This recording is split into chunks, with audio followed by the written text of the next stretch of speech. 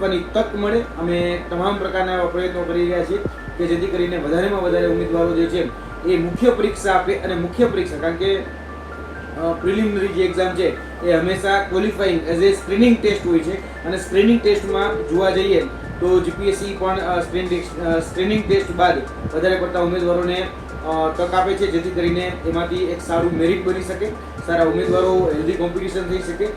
એના માટેના પ્રયત્નો અમારા પણ છે કે જીપીએસસી પેટર્ન પ્રમાણે વિદ્યાર્થીનું મેરિટ તૈયાર થાય તો વધારેમાં વધારે વિદ્યાર્થીઓને ફાયદો થાય. અમે તો પ્રયત્ન કરી જ રહ્યા છીએ, પરંતુ વિદ્યાર્થીઓને પણ કહીએ છીએ કે તમે પણ મેક્સિમમ તમારા જે પણ તાકાત છે તાકાત પ્રમાણે તમે પ્રયત્ન કરો. કોશિશ કરને વાળો की हार नहीं होती, એના જેવી વાત છે. એટલે કોશિશ કરશો તો તમારી જે કોશિશ અને પ્રયત્ન હશે સફળ થશે. બીજી વાત કે અત્યારે જે યાદી જાહેર થઈ છે એ યાદીનું પ્રિપેરેશન અત્યારે અમે કરી રહ્યા છીએ.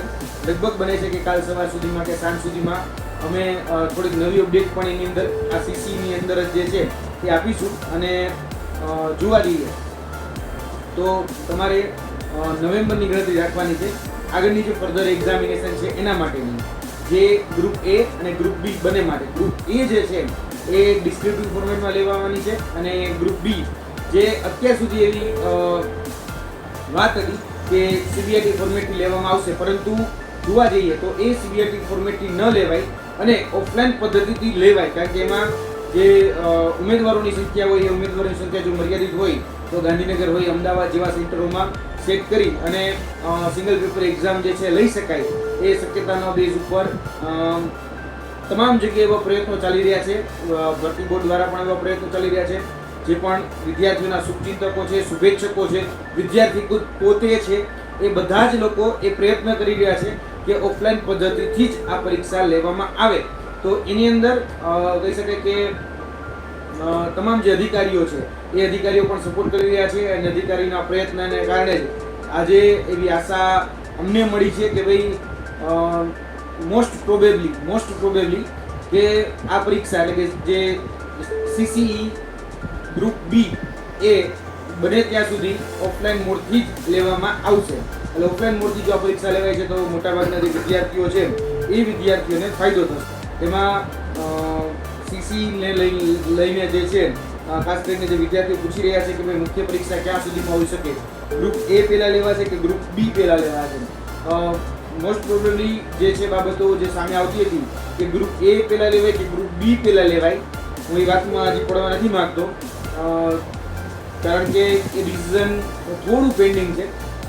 પરંતુ નિમણૂક જે છે એ ગ્રુપ એને જ પહેલાં મળશે. ગ્રુપ એ જે છે એને પહેલાં નિમણૂક મળશે અને ગ્રુપ બી જે છે એને બીજા સ્તર ઉપર નિમણૂક આપવામાં આવશે. એટલે જે આપણે ક્રમિક ભરતી કહેતા હોઈએ છીએ એ જ ક્રમિક ભરતી એમાં થવાની છે. બરાબર. સીસીના જે ઉમેદવારો છે એ સીસીના ઉમેદવારોમાં 7 ગણાની ઉમેદવારોની યાદી આવશે કે પછી એમાં યાદીમાં વધારો થશે. હવે જે પેજ નાની જગ્યાએ થોડો ગમતો ગૂંચવાયેલો છે, કારણ કે ઉપલી અધિકારી જે છે એ ઉપલી અધિકારીની અનુમતિ લેવાની બાકી છે. એ ઉપલી અધિકારીની અનુમતિ મળ્યા બાદ આમાં કોઈ પ્રકારની અપડેટ એ હું તમને આપવા સક્ષમ બનીશ. ત્યાં સુધી અપડેટ આપવી મારા માટે અથવા તો કદાચ કહી શકીએ ભરતી બોર્ડ માટે એ વિતાવવા નથી. જોવા જઈએ તો પ્રયત્ન બધી જ તરફથી એવા થઈ રહ્યા છે કે મેક્સિમમ વિદ્યાર્થીઓને ફાયદો થાય. તમામ જે ઉમેદવારો છે એ પોતાને રીતે કહી શકાય તકથી વંચિત ન રહે. અમે જે અનુમાન આની પહેલાં લગાવ્યું એ જ હજી અનુમાન અમારું છે કે હવે જો કે માર્ક ડિક્લેર થઈ ગયા છે, પરંતુ અમારું અનુમાન હજી એ જ છે કે ભાઈ 75+ હોય તો તમારે ગ્રુપ એ જે છે એની તૈયારી રાખવી જોઈએ. બાકી ગ્રુપ એને હું જનરલ મેરિટની વાત કરું છું, જનરલ પોઈન્ટ ઓફ વ્યૂની વાત કરું છું કે 75+ હોય બરાબર જનરલ મેલમાં, તો તમારે 75+ હોય તો જ તમારે તૈયારી રાખવી જોઈએ. બાકી 1-2 માર્ક પ્લસ માઇનસથી તમારે ચાલવું જોઈએ. બાકી મને ચાન્સીસ બહુ ઓછા લાગી રહ્યા છે. એટલે ઘણી વખત જે વિદ્યાર્થીઓ જે પોતાની માર્કશીટ મને મોકલીને પૂછતા રહેતા હોય છે કે સાહેબ અમારે આટલા માર્ક થાય છે, શું કરું? તો હું પર્સનલી જેટલા બને એટલા મારા જવાબ આપવાના પ્રયત્નો રહ્યા છે. નાની પહેલાંના વિડીયોમાં પણ કીધું હતું કે 75% ઉપર હોય તો જ 75% એટલે કે 75 માર્ક પ્લસ હોય તો જ આફ્ટર નોર્મલાઇઝેશન માર્કની વાત કરું છું, તો તમારે તૈયારી શરૂ કરવી જોઈએ ગ્રુપ એની મેન્સની, બરાબર છે, મુખ્ય પરીક્ષાની. બાકી ગ્રુપ બીની જે પરીક્ષા છે એમાં બબે 3 માર્ક મેરિટ નીચે જ ચાલતું રહેવાનું. SC ST OBC છે તો એ રીતે પણ એને મેરિટ ડાઉન કરીને ચાલવાનું. જનરલ મેલની 75ની વાત કરતો હોય તો એમાં 2-3 માર્ક માઇનસ કરી અને ફિમેલની ગણતરી તમારે માંડી લેવી, એટલે તમને લોકોને એકચ્યુઅલ જે ડેટા છે એ ખ્યાલ આવી જાય. છતાં પણ અમે પ્રયત્ન કરી રહ્યા છીએ કે આખી જે વર્ક ફાઇલ છે અત્યારે જે ફોર્મેટમાં આવી છે મારા સુધી, એને અમે એક્સેલમાં કન્વર્ટ કરી અને તમારા સુધી એક્યુરેટ બની શકે એટલો ડેટા પ્રોવાઈડ કરવાનો અમે પ્રયત્ન કરી રહ્યા છીએ. જો તમે એક્સપર્ટ હોય તો તમે મને એક્સેલ ફોર્મેટમાં કન્વર્ટ કરીને મોકલો છો. બાકી અમારી ટીમ અત્યારે કામ હાલના સમયમાં પણ ગૌણ સેવાનું કામ અત્યારે 11 વાગે પૂરું થયું, અમારું 11 વાગે શરૂ થયું. બની શકે તો મોડી રાતે પણ અમે અપડેટ આપીશું, અથવા તો નહીં બને તો કાલ સવારે તો અમે અપડેટ આપીશું. કાલ સવારે બપોર સુધીમાં અમારી અપડેટ તમને લોકોને મળી જશે. અમે જે આ જે લિસ્ટ આવ્યું છે તેમાંથી સ્ક્રુટિની કરી રહ્યા છીએ કે 7 ગણા ઉમેદવારો જે છે બંને તરફથી, બરાબર છે, કેટેગરી વાઇઝ કે જગ્યા વાઇઝ, એમાં કેટલા ઉમેદવારોનું મેરિટ યાદીમાં નામ આવી શકવાની શક્યતાઓ છે તે પ્રકારે પણ અમે પ્રયત્ન કરી. અને તમારે અત્યારે કારણ કે માર્ક્સ જે છે એ જાહેર થયા છે, લગભગ હજી 3 થી 4 દિવસ જેટલો સમય એ CCA ની અંદર લાગશે કે તમારું રિઝલ્ટ જે આપણે અત્યારે માગી રહ્યા છીએ મેરિટ યાદી, એ મેરિટ યાદી એટલે કે આપણે ફર્ધર એક્ઝામ જે છે મુખ્ય પરીક્ષા ગ્રુપ A અને ગ્રુપ B ની એમાં બેસવા માટે લાયક છે કે નહીં એના માટેની જે યાદી છે એ ગૌણ સેવા લગભગ 2 કે 3 દિવસ હજી મિનિમમ એટલો સમય લેશે અને પછી એમાં તમને એની અપડેટ આપશે.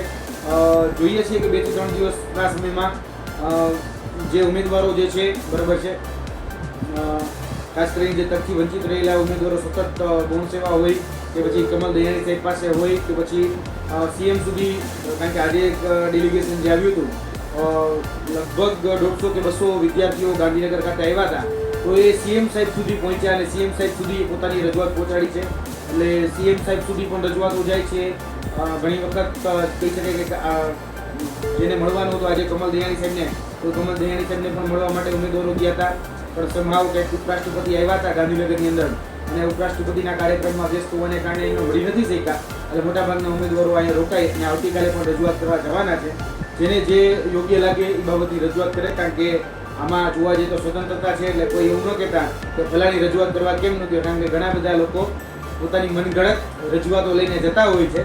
એટલે હું કોઈ બધી બાબતોમાં પડવા નથી માગતો, પરંતુ જે સત્ય છે, જે વાસ્તવિક છે, એ વાસ્તવિકતાને વળી રહેવું એ હંમેશા મારો સ્વભાવ રહ્યો છે અને સ્વભાવ પ્રમાણે જ અમે ચાલીશું. બીજી જે વાત છે કે ભાઈ અત્યાર સુધીના હાઈકોર્ટ રિક્રુટમેન્ટ સેલની અમે જે મુલાકાત લીધી તેમાં હાઈકોર્ટ આસિસ્ટન્ટનું જે શોર્ટ લિસ્ટ, બરાબર છે,